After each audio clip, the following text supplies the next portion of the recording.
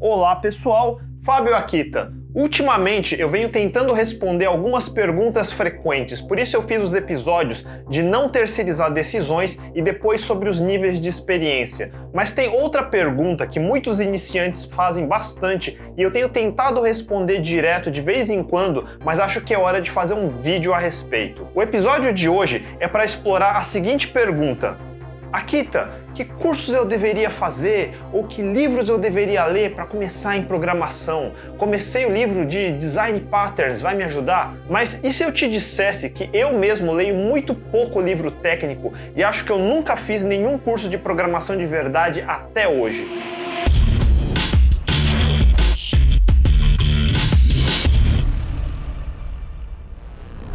Para ser exato, se você assistiu o meu vídeo sobre meus primeiros 5 anos, eu fiz um pequeno curso de programação sim, em 1990, quando eu tinha uns 13 anos, e de Basic. Esse episódio é um daqueles difíceis de organizar as ideias, porque dá para explicar de dezenas de jeitos muito diferentes. Se você não assistiu os outros vídeos do meu canal, eu sou programador desde 91, e de lá para cá eu aprendi e trabalhei com dezenas de linguagens e frameworks diferentes, de comerciais como Java ou C Sharp, a open source como PHP e Ruby, a mobile como Objective-C, e entreguei projetos de todos os tipos. E desde 90 eu venho aprendendo a maior parte do que eu sei quase sempre sozinho. A intenção do vídeo de hoje é ser meio repetitivo mesmo, porque eu quero tentar marretar alguns conceitos na sua cabeça. Quando eu entrei na faculdade, eu já sabia o básico de programação. Eu não tinha a fundação para explicar o porquê das coisas, mas eu conseguia achar as pistas iniciais para começar a resolver um problema.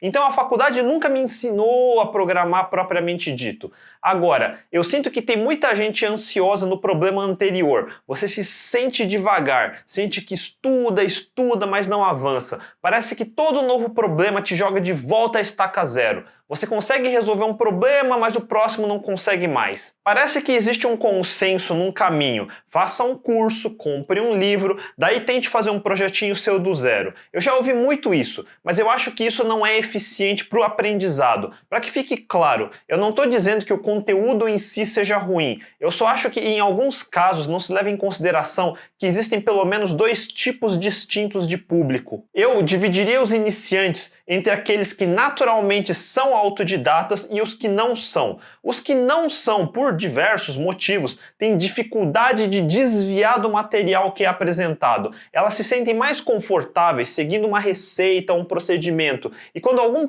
passo diverge do procedimento, eles ficam angustiados e travam, e não conseguem saber que passo tomar em seguida. Autodidatas, naturalmente, não se importam muito com o procedimento. A gente, obviamente, tenta seguir, mas quando um passo não funciona, em vez de sentir angústia, a gente sente uma raiva, que leva a gente a querer entender por que o passo falhou. Foi culpa do procedimento? Foi minha própria culpa porque eu errei algum passo anterior? Se for esse o caso, deixa eu voltar passos para trás e tentar de novo. Ou então deixa eu voltar para o começo e tentar tudo de novo. Ainda não funciona? Deixa eu pesquisar, deixa eu perguntar para as outras pessoas. E assim vamos até uma hora avançar para o próximo passo. Por isso eu digo que autodidatas sempre vão avançar independente da qualidade do material de ensino, porque a gente não se conforma. E quando um autodidata se dá bem, não foi por causa de algum curso ou material, foi só a determinação de avançar mesmo. Por isso eu enfatizei a ideia de não delegar suas decisões no vídeo inteiro.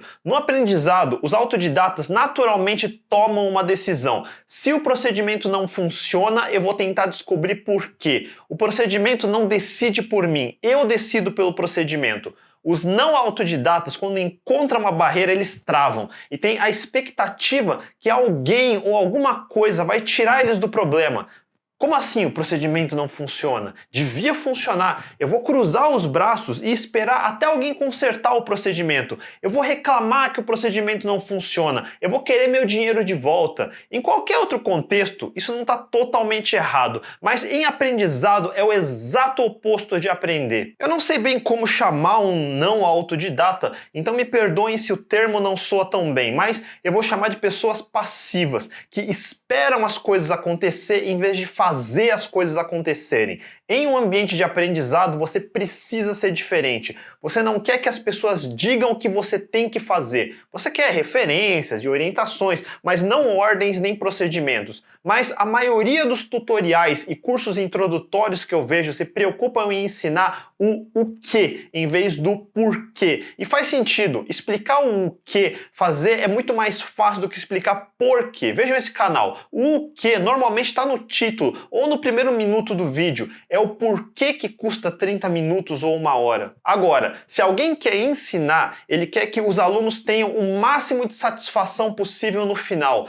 Se tentar ensinar de verdade, forçar os princípios, explicar os porquês, criar situações de frustração para os alunos, a maioria vai desistir. Porém, se focar mais em exemplos simples e procedimentos, até o pior dos alunos vai conseguir passar por todos os passos.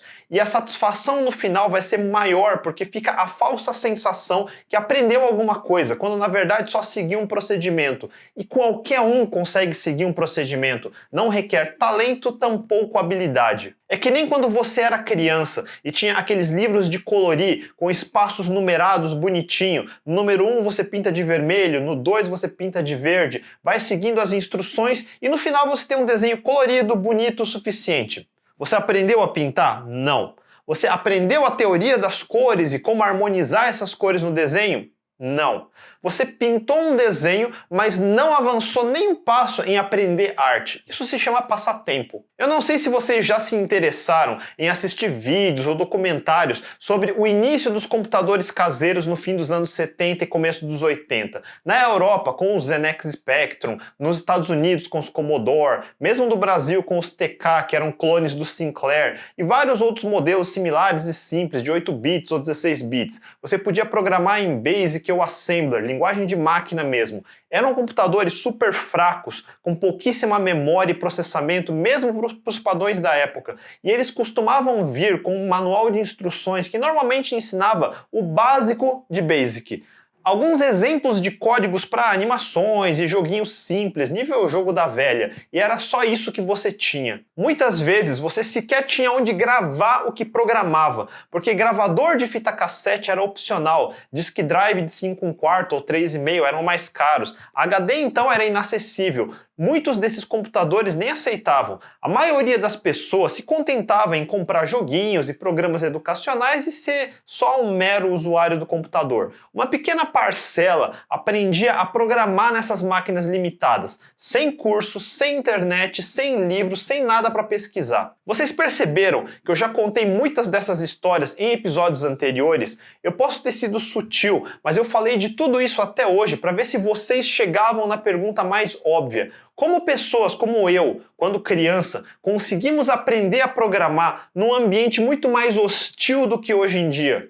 Eu já dei metade da resposta no vídeo de não delegar suas decisões e também no de como eu aprendi inglês sozinho. E a resposta não é porque eu ou essas outras crianças da época éramos gênios, com QI superior ou qualquer bullshit dessas. A resposta mais simples é porque a gente não deixou de ser criança até hoje. Eu vou relembrar o que eu disse no vídeo de inglês. Muita gente tentando aprender a falar inglês não consegue, porque tem vergonha de falar errado. Então fica nervoso, gagueja, dá aquele branco, e isso deixa ainda mais nervoso, gaguejando mais, até o ponto onde a pessoa conclui: ah, isso não é para mim, eu não sou inteligente o suficiente para aprender. Eu não sou um profissional de ensino, nem estudioso do comportamento humano, mas eu tenho uma teoria. Tirando os casos de real deficiência física, doença ou algo assim, eu realmente não acredito que as pessoas sejam incapazes de aprender qualquer coisa. E eu não digo isso porque eu sou algum tipo de humanista e tenho fé nas pessoas ou qualquer bullshit assim.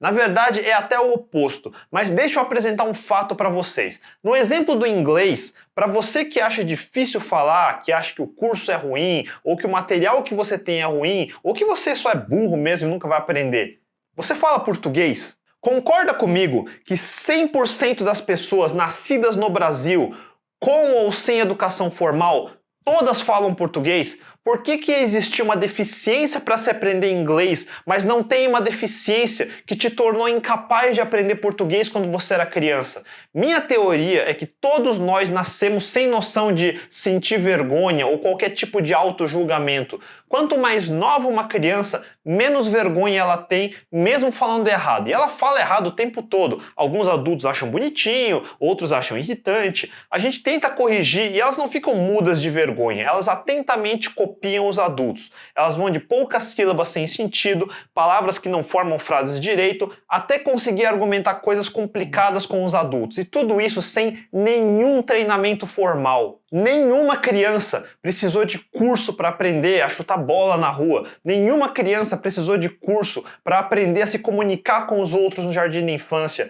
Elas simplesmente vão e fazem. À medida que se envelhece, e aqui eu não tenho bagagem técnica para explicar porquê, cria-se uma barreira. Em algum momento você tentou fazer alguma coisa que ainda não sabia, você errou, e alguém te criticou ou tirou sarro de você e você parou de tentar. A partir desse dia, tudo que antes você não julgava difícil começou a ficar angustiante, frustrante. Você se sente desajustado, inadequado, burro e até mesmo incapaz. A grande maioria das pessoas de 40 anos, se eu falar sobe num palco e fala, ou grava vídeos e mostra para as pessoas, elas vão ficar aterrorizadas. Eu também fico. E até hoje, quando eu vou dar uma palestra, não importa se é para 500 pessoas ou para 10 pessoas, me dá frio na barriga. Começa a vir os pensamentos de, e se me der um branco? Se eu errar, será que as pessoas vão achar que eu sou uma fraude? A diferença é que, independente disso, eu sou kamikaze. Então eu ligo um foda-se e eu simplesmente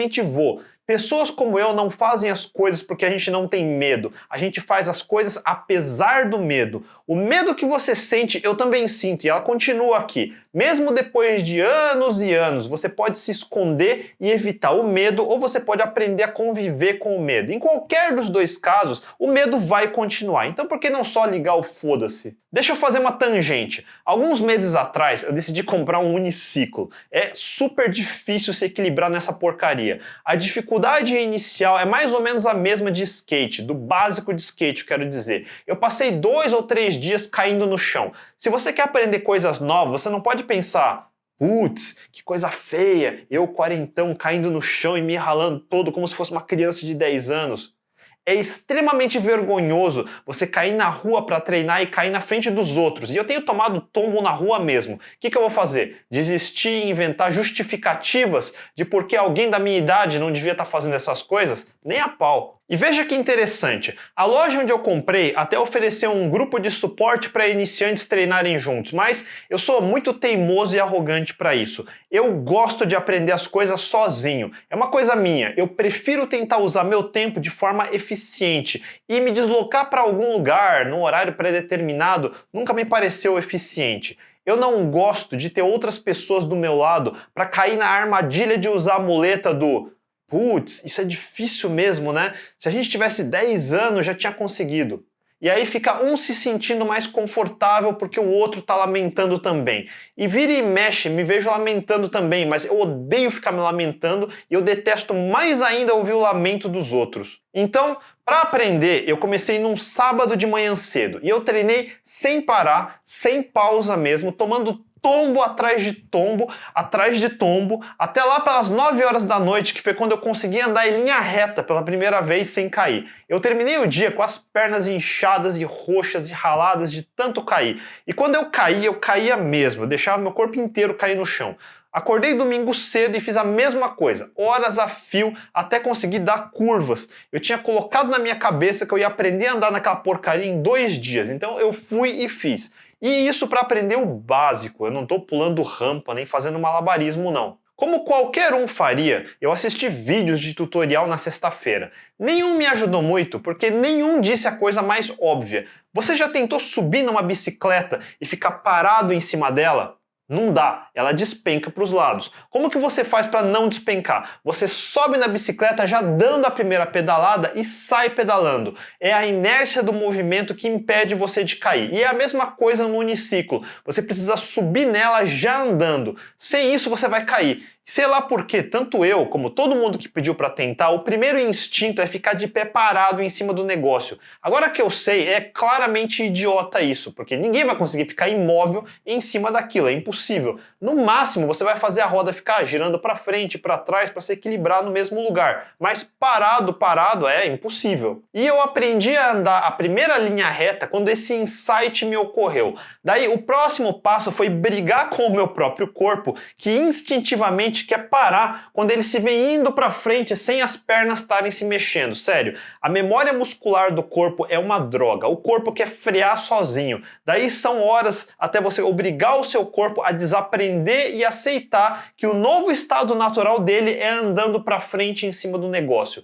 Aprendizado no seu núcleo é uma briga de você contra você mesmo. Por isso eu acho que nós antissociais temos uma vantagem, porque a gente está acostumado a brigar com nós mesmos. E me desculpe fazer essa longa tangente de uniciclo, mas esse episódio me lembrou dessa situação, porque é igualzinho com qualquer outra coisa que você está aprendendo.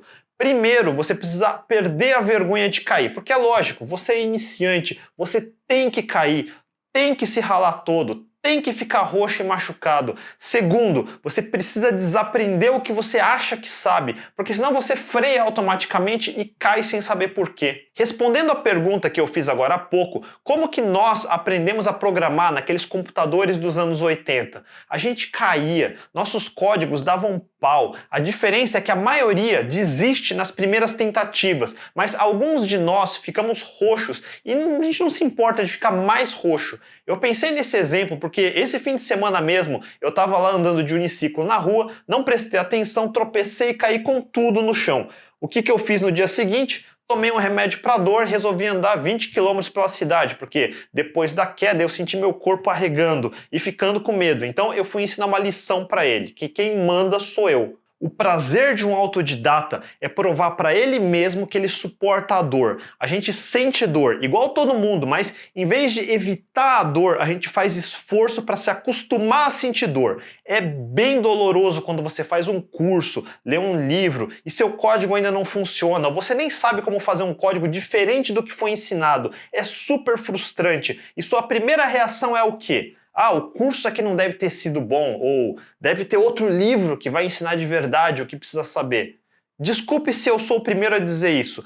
A menos que você esteja disposto a encarar a dor, engolir o choro, esquecer a frustração e começar a cair e ficar roxo na frente dos outros, não adianta nenhum curso, nenhum livro, nada. Você nunca vai aprender. Ou você para de desperdiçar dinheiro indo atrás de fórmula mágica, ou engole a dor, para de mimimi, se compromete e foca no objetivo. Eu vou repetir, programação é uma profissão de prática. Qualquer atividade manual, como culinária, artes, esportes, subir no uniciclo, tudo é prática. Eu aprendi o básico, eu sei andar no uniciclo, cobrir longas distâncias e não cair, mas eu ainda não sei o avançado, eu ainda não sei pular rampas, por exemplo. Eu estou treinando agora a andar numa perna só. E por que eu faço isso? Não tenho a mínima ideia, eu simplesmente quero. Até hoje, todo mundo chama os invasores digitais russos ou chineses de hackers. O termo acabou sendo distorcido e hacker passou a significar ou algo ruim e criminoso ou algo tecnicamente muito difícil que exige um QI superior, como você vê no Mr. Robot da vida. Mas isso é o que antigamente a gente chamava de cracker. Só que a definição original de hacker é só uma pessoa curiosa. Na verdade, mais que só curioso. Alguém que é curioso é alguém que faz a pergunta, mas um hacker é alguém que também procura a resposta. Todo bom programador é um hacker. Eu sempre achei que a forma mais eficiente de aprender é primeiro tentando fazer, de qualquer jeito, sem objetivos, sem instrução nenhuma. Existem algumas etapas que você provavelmente vai passar. A primeira é a do zero. Eu não estou dizendo para não fazer curso, faça. Se você ainda não sabe, use para aprender o básico do ambiente. Como que eu uso o editor de texto que o curso apresentou? Como que eu salvo o código? Como eu faço para esse código rodar? Por que vocês acham que os vídeos técnicos que eu fiz primeiro no canal são de como instalar o sistema operacional e configurar as formas de rodar as primeiras linguagens? Mas você precisa também passar por um período, alguns dias, por exemplo, de copiar código de livro, de tutorial ou de qualquer lugar do GitHub, sem se importar se você está fazendo certo ou errado. Você está nos primeiros dias, sério, não tem importância nenhuma saber se você está fazendo direito ou não. E eu vou repetir, não importa. A vantagem de código é que ele não custa nada, você não gasta nada. Se der erro, você não perde nada, não se machuca. Eu gosto de correr antes de aprender a andar. Se cair do uniciclo não machucasse, a primeira coisa que eu ia fazer era pular de uma rampa, depois aprender a andar em linha reta. Mas eu provavelmente ia quebrar uma perna, então não dá para fazer isso. Mas com código dá. Corre e depois anda. Copia um monte de código. Parece idiota isso, mas abre um código do GitHub de um lado, o editor do outro e vai copiando, da mesma forma como você copiaria um texto de um livro no Word. A intenção é ganhar memória muscular. Ao fazer isso várias vezes, você vai instintivamente começar a ganhar noção de como os códigos são escritos, como programadores melhores que você dão nome para as coisas, com que estética. A silhueta do que é um código vai começar a se formar na sua cabeça. Nesse ponto, não importa se esse código vai servir para alguma coisa ou não, só digita muito, por horas, dias.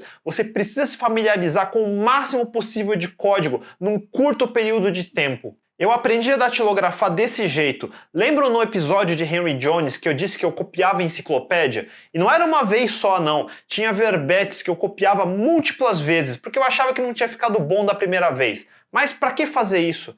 Não tem motivo nenhum, só porque eu gostava da sensação de sair do ponto onde eu era devagar até ficar rápido copiando.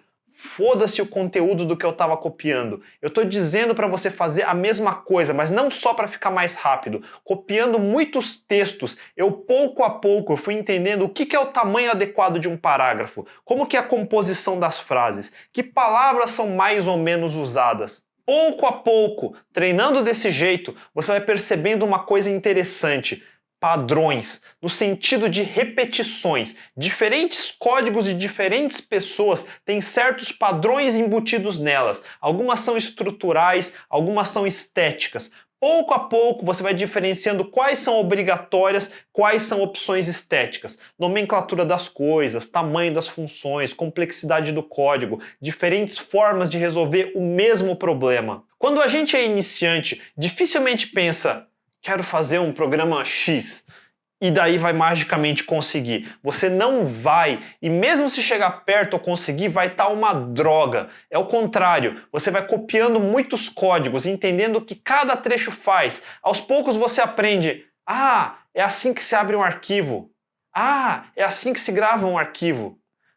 É assim que eu posso baixar um conteúdo como a URL. Aí uma hora você pensa, peraí, se eu consigo abrir e salvar coisas no arquivo, e se eu consigo baixar coisas da internet, isso é um programa que podia ser útil. Vou fazer um programa que baixa os artigos dos sites que eu gosto e guarda em arquivos. O objetivo aparece sozinho, depois que você começa a aprender o que cada trecho diferente de código faz. Inverta sua expectativa. No fundo, não importa o que você acha que quer fazer, porque na prática você ainda não sabe o que é possível fazer. Então suas ideias sempre vão ser medíocres e provavelmente tudo que você consegue imaginar já existe pronto. A menos que você seja um estudioso de outra área, física, matemática, direito, qualquer outra coisa, suas ideias iniciais vão ser simplórias. Por isso não importa tanto o objetivo do código, só importa você codar. Eu estou sendo bem repetitivo porque parece que não é tão óbvio. Quantas horas você já gastou digitando código? A diferença entre hoje e na minha época é que hoje você tem um troço chamado GitHub, onde pode baixar todo tipo de exemplo de código possível e imaginável. Eu nunca mais ia dormir se aos 13 anos eu tivesse um GitHub. Falando em não dormir, o que eu vou dizer agora é o clichê do clichê, mas eu vou dizer mesmo assim. Pessoas como eu amam fazer as coisas à noite, estudar ou qualquer coisa. E existe uma grande razão para isso. Todo mundo está dormindo de noite. Ninguém te liga, ninguém te manda mensagem, ninguém te atrapalha, nem te interrompe. Se você mora com outras pessoas na mesma casa, elas provavelmente vão estar dormindo. A melhor coisa para estudar ou produzir coisas criativas é estar completamente focado. É o estado que as pessoas olham para mim e me chamam de autistas, porque quando eu quero entrar nesse modo, eu literalmente ignoro todo mundo. Meu celular fica permanentemente em não perturbe. Eu literalmente não atendo meu celular. Mesmo mensagens em WhatsApp, ou direct, ou e-mail, eu raramente respondo na hora. Eu respondo quando eu estiver com vontade de responder, nunca antes. E por isso também eu gravo e edito meus vídeos à noite. Não tem barulho, não tem o maldito cachorro barulhento do vizinho, não tem barulho de carro, nada para atrapalhar. Você precisa encontrar o seu espaço isolado e usar ele para estudar e produzir. E não existe nada mais viciante e improdutivo do que rede social. Redes sociais é a definição de perda de tempo. Não tem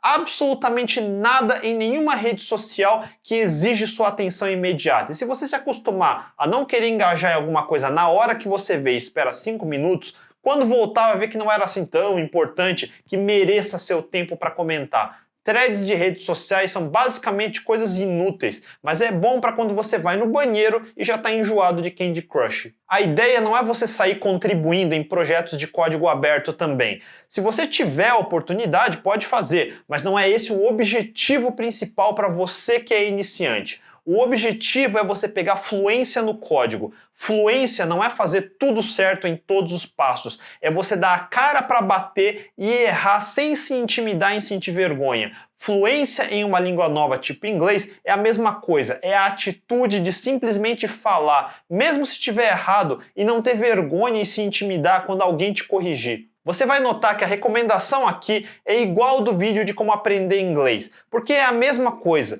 Em vez de tentar decorar gramática, decorar vocabulário e tentar escrever um texto todo certo da primeira vez e se frustrar, porque obviamente você não vai conseguir, eu acho mais fácil ler e ouvir o máximo possível de tudo que é lugar. Igual quando você aprendeu português quando era criança. Você aprende a falar igual o que se fala na televisão, igual os adultos ao redor falam. Você não aprendeu nenhuma regra gramatical, você aprendeu via reconhecimento de padrões ou patterns. Nós, seres humanos, somos muito bem equipados para detectar patterns via nossos sentidos. E o que significa isso? Significa que somos bons em detectar coisas que se repetem ao nosso redor, mas é uma faca de dois gumes. Ilusões de ótica, por exemplo, brincam com os bugs nesse nosso sistema. Muitas vezes esse sentido nos engana e aí criamos superstições. Por exemplo, associamos muito tempo atrás a correlação de que passar embaixo de uma escada dá azar. Provavelmente porque algumas pessoas que foram vistas passando debaixo de uma escada depois sofreram algum infortúnio. E o pattern de passar embaixo de escada e sofrer acabou pegando. A maioria das besteiras que dão trending topic no Twitter são isso, falácias lógicas por viés de confirmação, uma falha de correlação vítima do nosso excelente sistema de detecção de patterns. E o principal, só porque você nota uma grande repetição de alguma coisa não a torna boa. Pode ser o que chamamos de anti-pattern. Eu já expliquei no meu vídeo de inglês sobre a diferença entre patterns e padrões, mas eu vou repetir aqui de novo para relembrar. Em inglês existem 3 palavras diferentes que traduzem para padrão em português. Temos standard, que é o padrão, como um regulamento ou regra a ser seguidas. Temos default, que é a escolha padrão, ou seja, dentro de várias opções, se você não escolher nenhuma, o sistema pode escolher o default. Default pode ser também quando você não paga uma dívida e dá default nela. Finalmente, o que a gente usa em tecnologia que é um padrão ou repetição. Isso é um pattern. Patterns não representam uma regra ou regulamento ou o melhor jeito. São simplesmente coisas que se repetem várias vezes. Isso é importante explicar aqui, porque várias vezes muitos iniciantes me falam que estão estudando o livro de Design Patterns do Gang of Four e me perguntam se isso vai ajudar eles a virarem programadores melhores. Minha resposta é simples. Se você é iniciante, isso vai ajudar muito pouco para quase nada. Patterns é uma coisa que você vai entendendo melhor ao longo do tempo e não adianta muito só estudar uma vez. Você vai revisitando de anos em anos e vai entendendo melhor a cada nova revisitada. Entendam, a ideia de patterns foi inspirada no livro A Language Pattern, do arquiteto Christopher Alexander, arquiteto de construções de verdade mesmo. Ele compila os patterns vistos em arquiteturas que podem ajudar na composição de novos designs usando uma linguagem comum que é usada usada há séculos em construções pelo mundo. É um catálogo de organização urbana com mais de 250 patterns que descrevem a visão do Alexander de como uma cidade perfeita poderia ser, do layout das ruas até o café da esquina. O que é um pattern em arquitetura? Vejamos um problema trivial. Como entrar e sair de uma casa? Bom, um buraco com uma tábua que abre e fecha. Nome do pattern: porta. Dá para implementar de outras formas? Claro, pode ter uma câmera e um computador para abrir e fechar sozinha.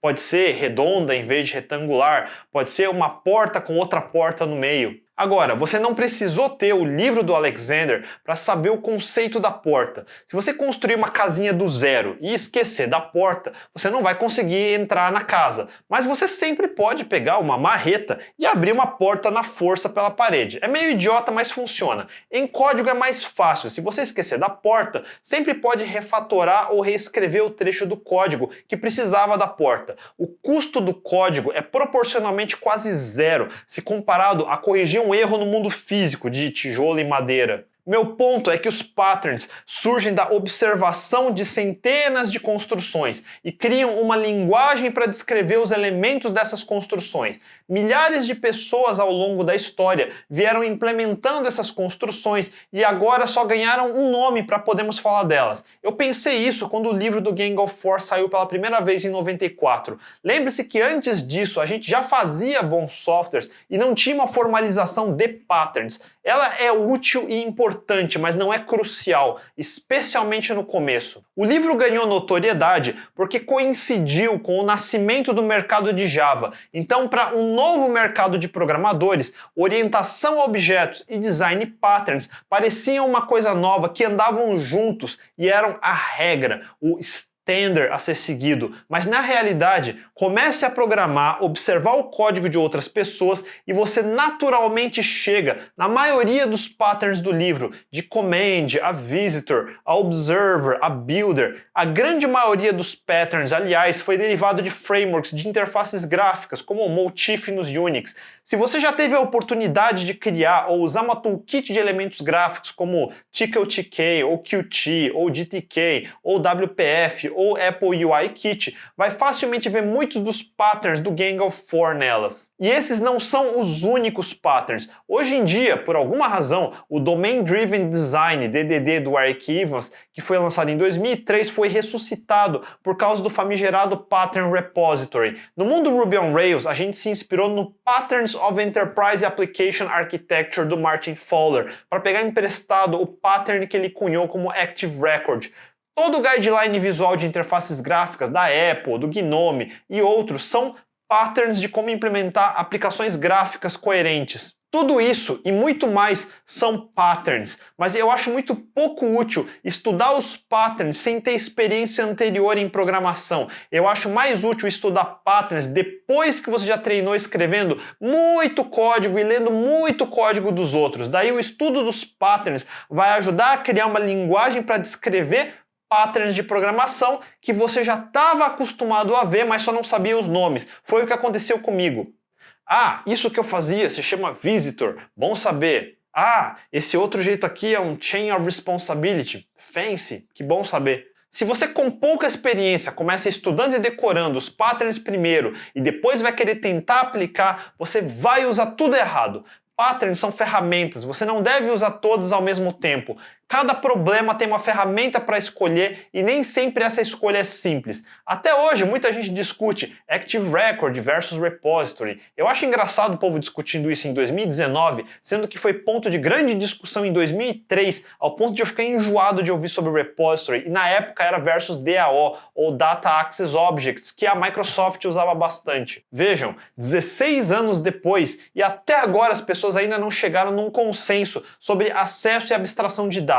Além de Active Record, Repository, DAO, ainda temos outros patterns como Data Mapper, Table e Row Data Gateway e outros patterns. Patterns não são regras, não são o jeito certo de resolver todos os problemas, são apenas repetições, cada qual emergiu para resolver um problema diferente numa situação diferente. Por isso eu digo que tanto faz que curso você faça, que livro você leia. No fundo, eles são quase todos iguais, porque todos vão ensinar mais ou menos do mesmo jeito, do jeito linear, passo a passo, que raramente é o que você vai encontrar no mundo real. No mundo real, você tem um problema para resolver e sua solução vai depender do quanto você treinou com quantas ferramentas e técnicas diferentes, para chutar uma combinação de elementos que pode ou não resolver o problema da forma mais eficiente possível, dentro das limitações e circunstâncias em que você se encontra. Quanto menos você treinou, menos opções você vai ter. Se você só treinou de um jeito, você sempre só vai querer resolver de um jeito,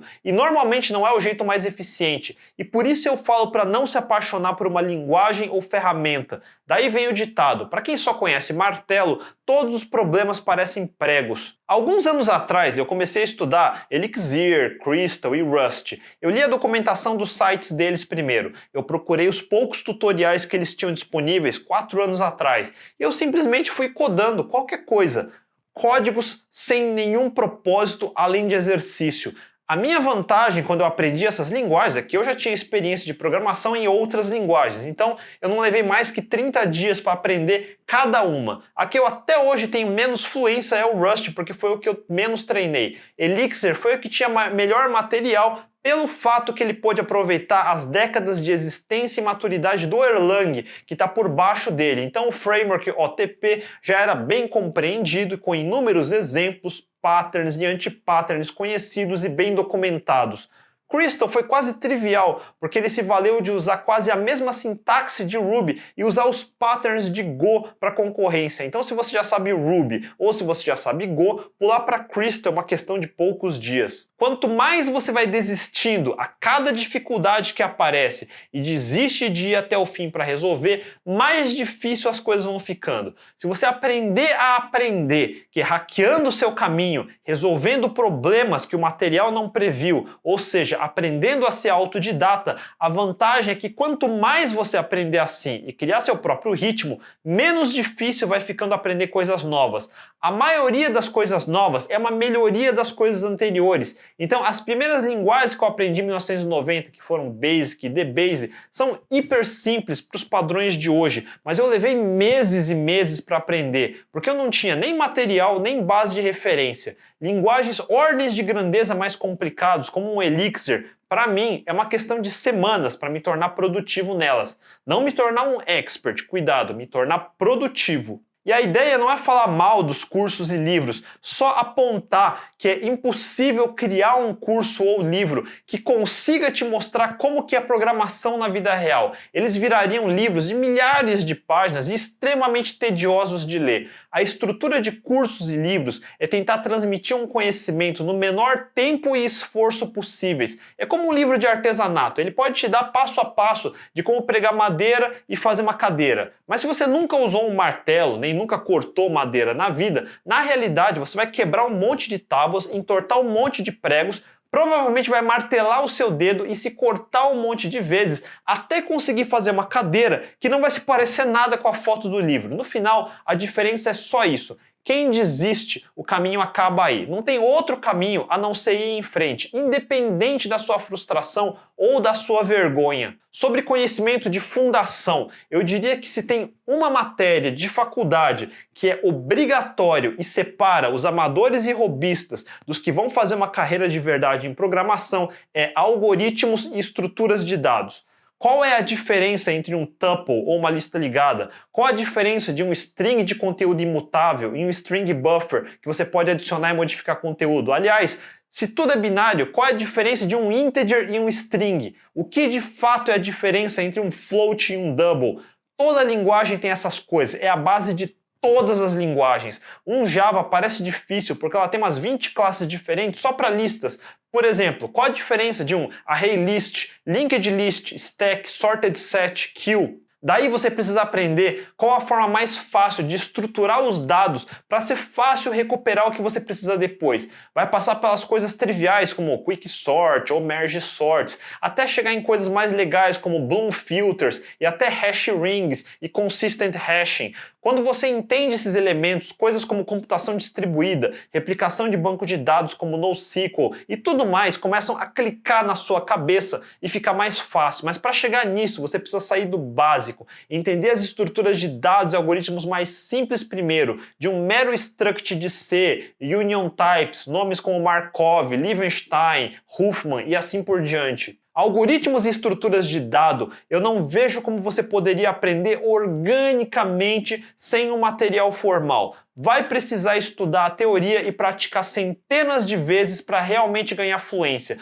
Por isso eu acho que linguagens como C ou Pascal eram boas para começar, porque você era obrigado a entender essas coisas para fazer qualquer coisa. A maioria das linguagens modernas esconde essas coisas de você, então você não nota até que seja muito tarde. Esquece estudar design patterns ou arquiteturas de sistemas antes de aprender estruturas de dados e algoritmos. Eu estou repetindo isso várias vezes para vocês colocarem isso na cabeça.